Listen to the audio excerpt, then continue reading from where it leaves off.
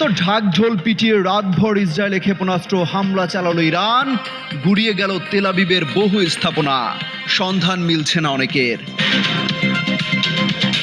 Saudi সহ আরব দেশগুলো লেজ গুটিয়ে থাকলেও বসে থাকতে পারেনি পাকিস্তান তুরস্ক, সরাসরি ইরানের হয়ে যুদ্ধে সহায়তার ঘোষণা ইসলামাবাদের।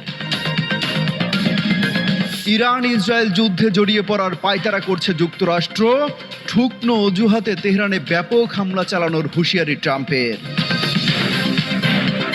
ইসরায়েলি প্রধানমন্ত্রীর উপর ক্ষেপেছেন তুর্কি প্রেসিডেন্ট রিসেপ তাইপ এরদোয়ান, আঞ্চলিক স্থিতিশীলতার জন্য সবচেয়ে বড় হুমকি বেনিয়ামিন নেতানিয়াহু।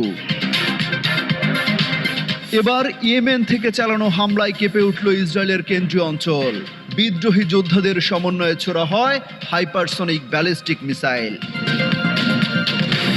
তীব্র যুদ্ধের মধ্যে মধ্যপ্রাচ্যে বিপুল যুদ্ধ বিমান মোতায়েন করছে যুক্তরাজ্য, জরুরি সহায়তা নিয়ে আসছে বলে দাবি।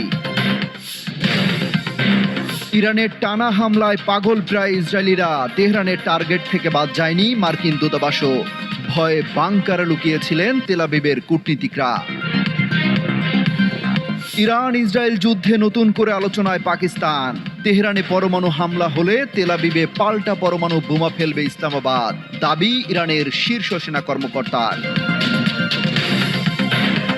ইরাকে চরম বেকায়দায় যুক্তরাষ্ট্র, মার্কিন দূতাবাস ঘিরে ফেলেছে দেশটির বাসিন্দারা, নিরাপত্তার অজুহাতে পালিয়ে গেছেন আমেরিকান কর্মীরা।